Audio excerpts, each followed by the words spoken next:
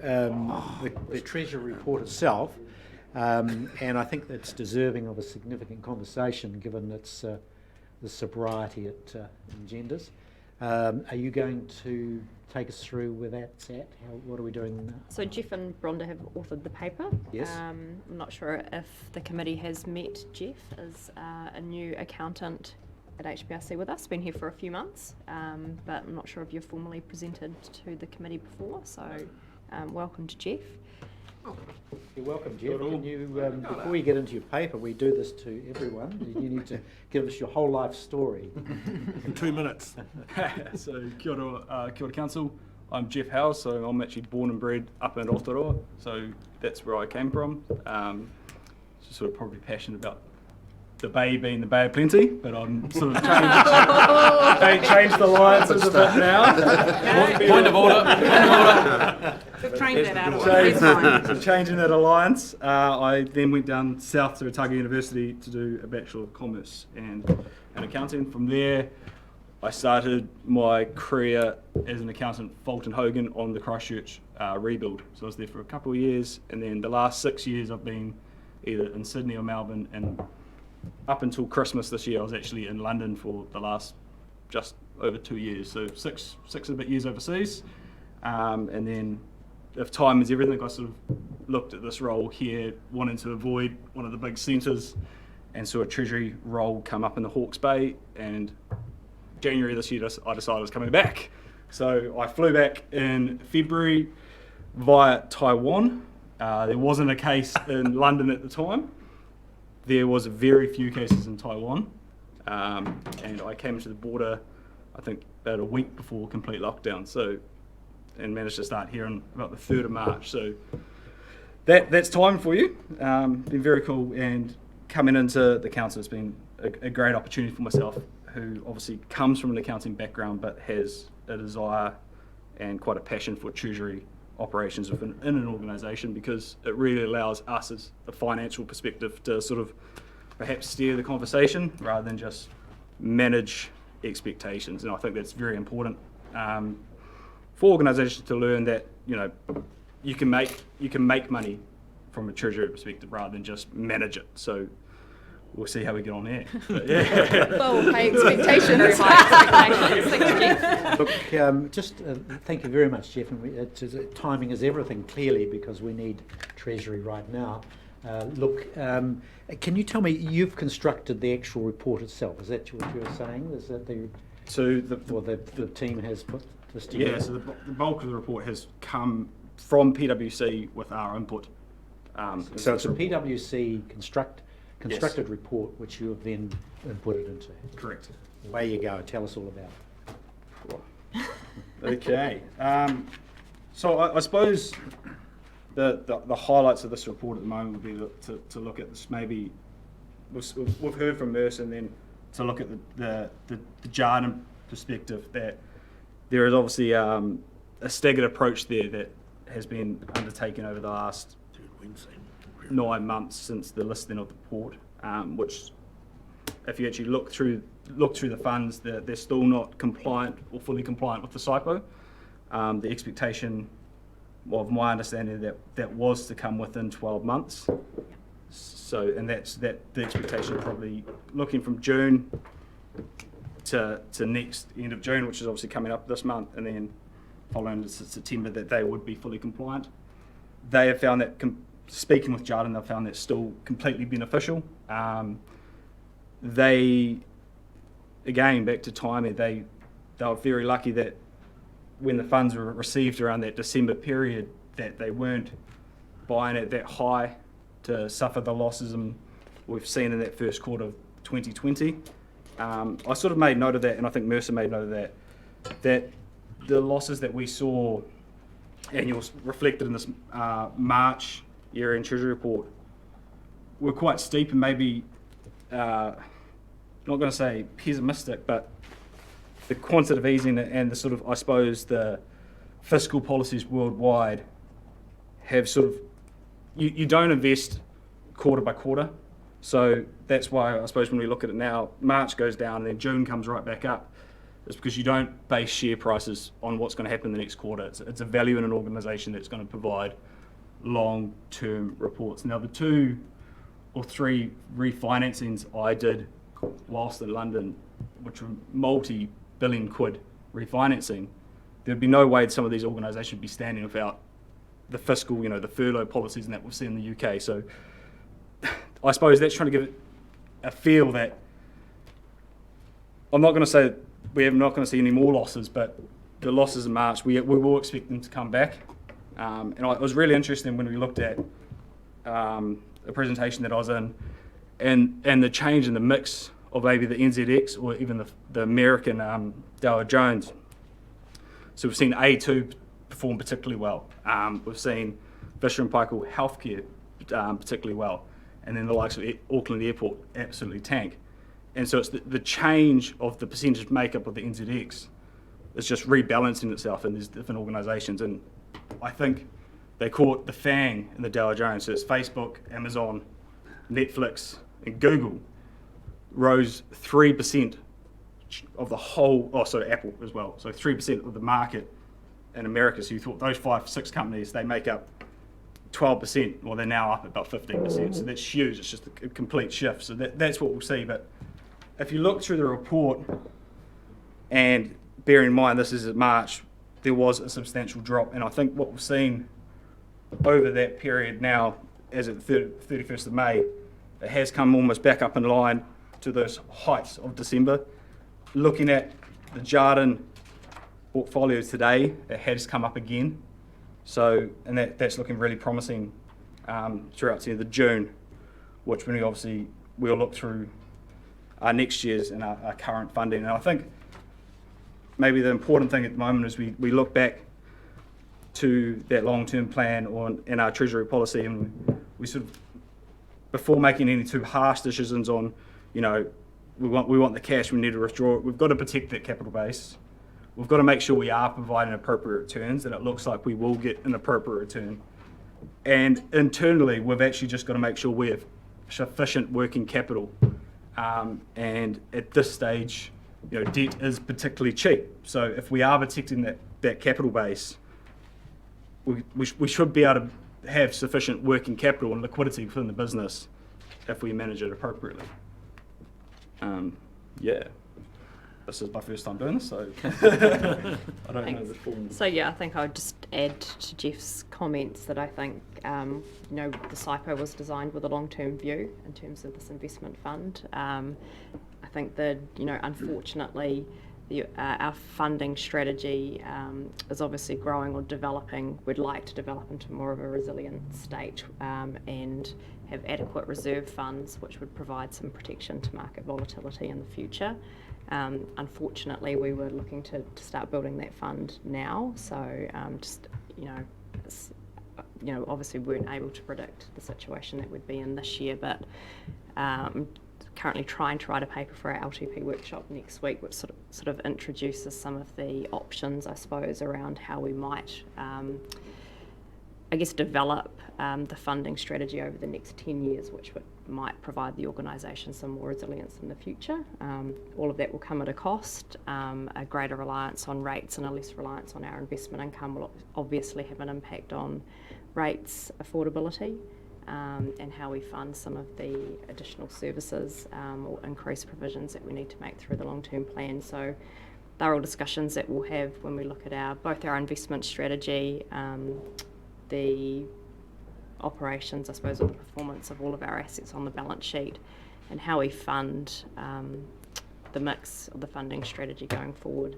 So I think, I'm comfortable with the SIPO in its current state. I think we've seen the markets have bounced back, so just reinforces, I guess, not making sort of short-term decisions. And it's pleasing to see that the investment fund is effectively back in the black as of now, halfway through June. So we'll provide some more information to Council probably at the July Council meeting, or maybe even at the 24 June Council meeting, just in terms of what our year-end fiscal position is looking like in terms of expected returns and actual returns.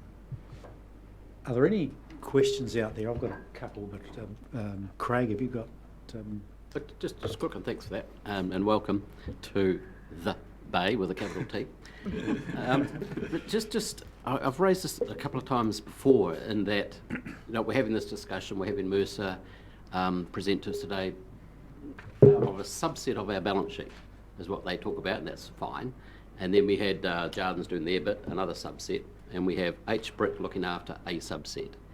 But our Hawke's Bay Regional Council balance sheet, there are exposures through that which we take on board, and we've deliberately chosen to have that exposure. That's absolutely fine. But I often just don't see that kind of report come through, or that awareness to Treasury. And even that goes to the discussion, let's just say these two funds perform out of sight, and the H-Brick lot as well. So that's okay. But then the mechanics in around, well, we say we've got a strong balance sheet, we're going to preserve our capital, but we need some cash. So those SIPO rules in around, well, actually, what is the definition of preserving our capital? It's something plus X gain. Then are we allowed to get some free cash back to lower our borrowings? It's that higher perspective, because it must come into these discussions. And so I was just wondering, I guess we'll see that in part of your long-term plan stuff next week. But that's really the point I just constantly raise. And that's one of the things that we're going to address as part of our Treasury policy review, and the reporting that needs to come out of that for the long-term plan going forward. I think the maturity in the process of actually having money in the bank and in a process like this, to then have the wider conversation around what our balance sheet looks like. We're maturing in that space from a reporting point of view, and it's one of the spaces that I'd quite like to get PwC to do more of that, rather than just a pure investment debt reporting process, which is where we sit at the moment. Yeah, because I imagine there are other discussions going on and around potential other investments, but they won't be able to be progressed unless we understand where we're at prior to that. Yeah. And so that, bringing in the other investment portfolios that we have, some of the other, like the Wellington portfolio, bringing that sort of conversation into where we're at and what does that look like, a wider conversation about what's happening in the market across the board, and whether what opportunities there are to do with our balance sheet beyond what we're looking at in the smaller buckets. It's definitely something we're looking at. Okay, thanks. Councillor Barker. Yeah, well, thank you for that. I'd like to take what Councillor Foss said and head in a slightly different direction. What worries me the most at the moment is, I think back to some economics books I looked at a long time ago, and one of them was written by J.K. Galbraith, who was the first one to write about the accepted wisdom. And he brought in this notion that you get a group of people and they all start saying the same thing. It goes around and around.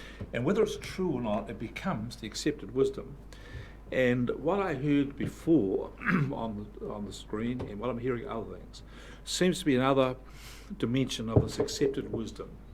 And we're getting a similar or same advice out of different groups, but it's the same sort of advice. And I am deeply worried about where the long-term financials are. And what I'm more interested in doing, actually, is for this council, with H-Brick, have a clearer thinking about what it's going to do with its assets and its balance sheet. At the moment, it has devolved a whole pile of it to two groups for them to invest, and they're connected with all of these other echo chambers all around the globe doing the echoing. And I'm personally uneasy about that. I just don't feel good about it. That's my instinct tells me that.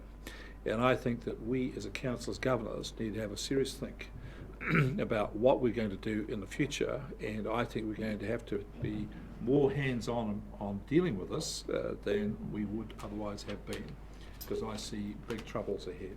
And I think a more homegrown strategy is going to work for us better. That's my view at this stage. And I just think we need to have a longer conversation about the long term. I totally concur with your sober comments. You guys are on the same page today, aren't you?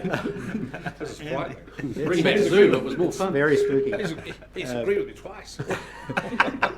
Councillor Williams. Thank you, Jeff, and thank you for the insights you shared earlier. That was really helpful, actually. And there's nothing loaded about this. I'm just wanting to be prudent in a governance role and understand something.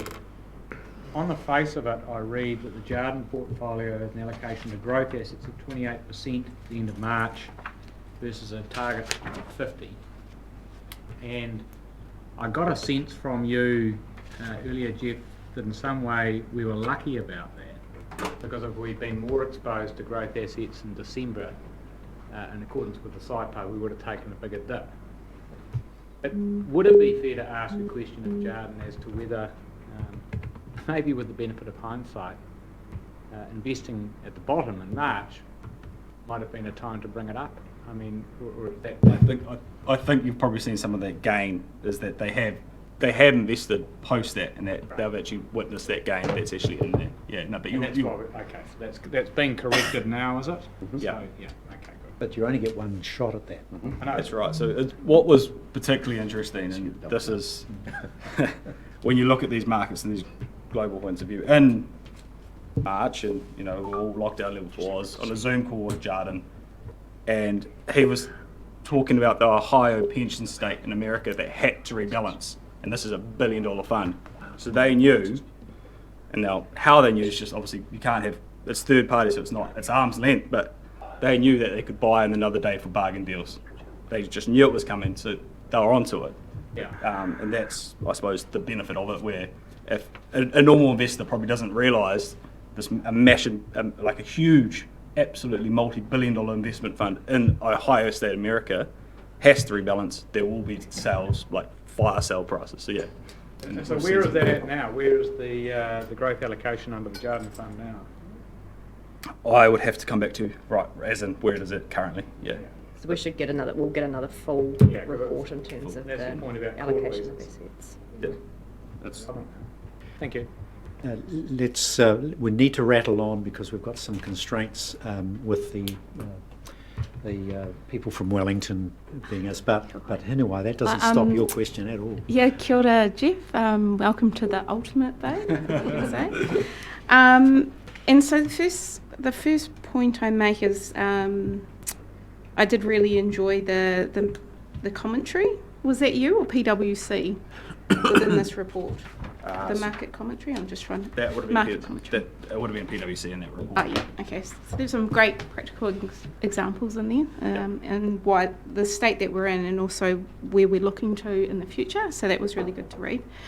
But secondly, I think we're all apprehensive about where we're going with rates, and we'll have that discussion quite soon. And I think maybe more regular and frequent updates on our overall income and what that looks like, and where we're heading, so that we can feel a bit more assured about the direction we set with rates and what that looks like. So my request is regularity and more frequency around this. Great comments. Can I comment now?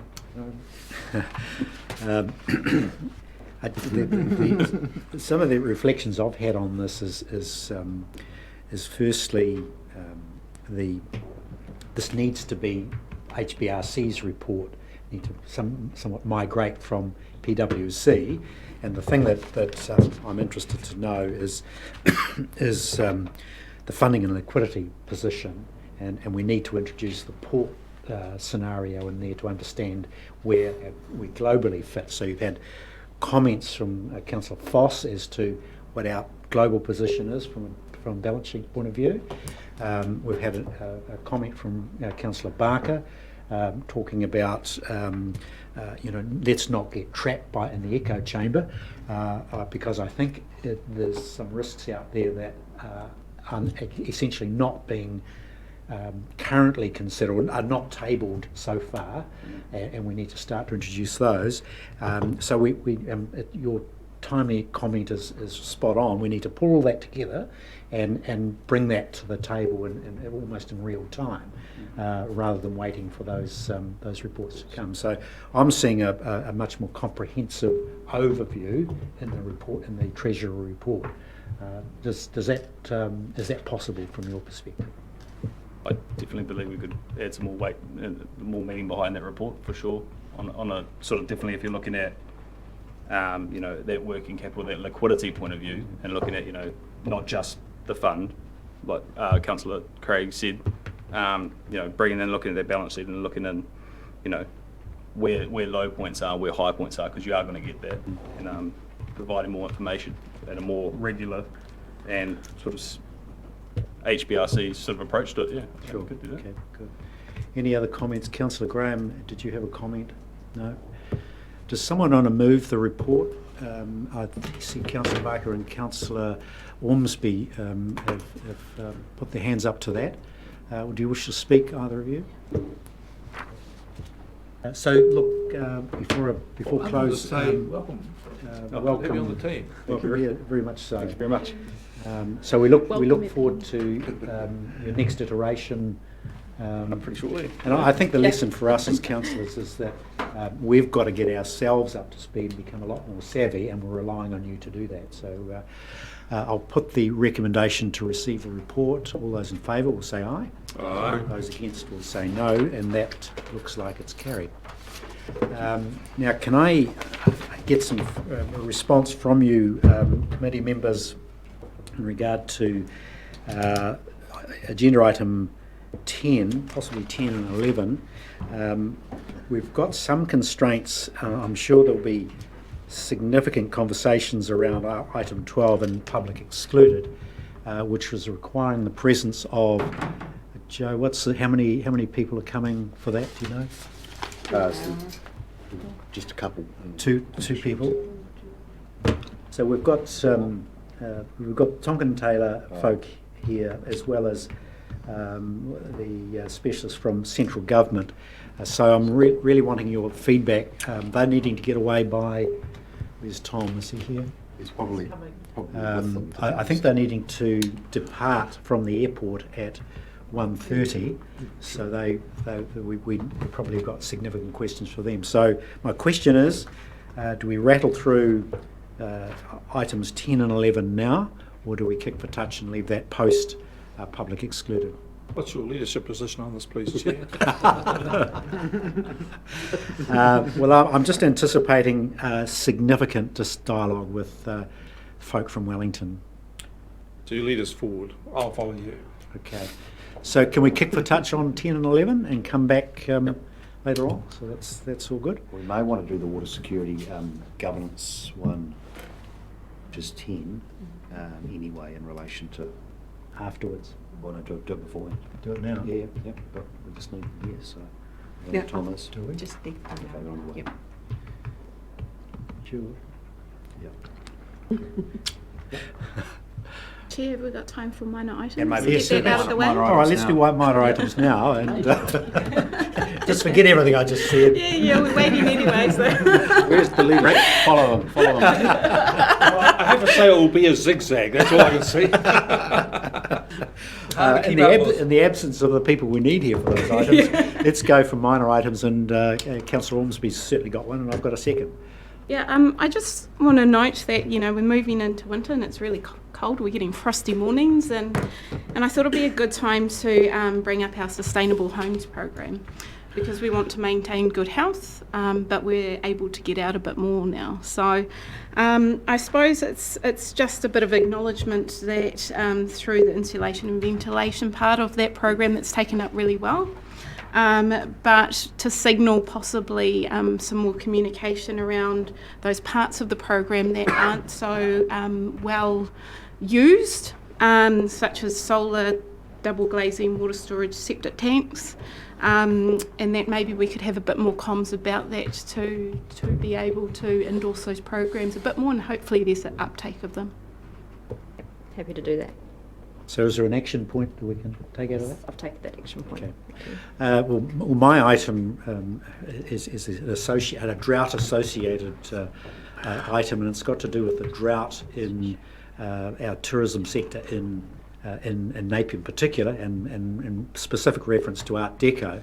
And I just wonder whether we can consider at a future meeting some sort of either underwriting or a commitment to support the Art Deco event for this coming year, to give some certainty that to that particular sector.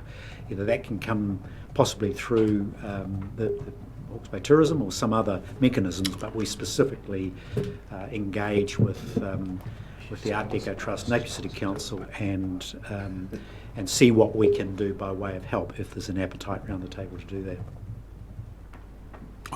I would ask the question, yep, it's around Art Deco, but there's also a lot of other Well, there are businesses events, that are struggling, and I suppose from a Māori perspective, we look at our land trusts in that their sole business was tourism, hunting, fishing, but with that international market disappearing. So I suppose if you're looking across the board, then does that support widen to look at how we provide, or how the regional council provides support for those organisations as well? I know there's a conference call next week, the government, in regards to that, Māori tourism, and yeah, I don't know, I'm just putting that out there. Mr Chair, just to let you know that Expo Tourism will be on the council agenda towards the end of June as well, so might be a time to have a conversation. Sure. Is it a debatable point? Or? No, it's not. It's time filling, Councillor. Hard person to keep on the straight and narrow, aren't you? We got, look, I think that's the minor items, unless someone's got an extra minor item. Can we now look to go to public excluded? I'll move. Are we doing that first, or what? James, do we want to do the, what do you think? So we've got item 10, the water security governance. So we've got one. all the people in the room that need to be here for item 10. Yes. We have. Okay. Look, we will go straight to item 10 then, get it out of the way, and then we know where we stand. Sorry, the water security governance model was the paper. We had a discussion as to whether you wanted to, just in the interest of time, because some people need to leave. Okay, so I'm getting conflicting advice. Sorry, I thought it was a 5-minute item. A shocker, Chair. Goodness gracious. I'm in the hands of officials. You're being pushed all over the place. Look, we will go into public excluded, and so Councillor Foley's moved in that direction. Second it. We've got a second from Councillor Van Beek, so we've had that recommendation. Is there a support for that? All those in favour will say aye. Aye. Those against will say no. That's carried. So we're now in public excluded.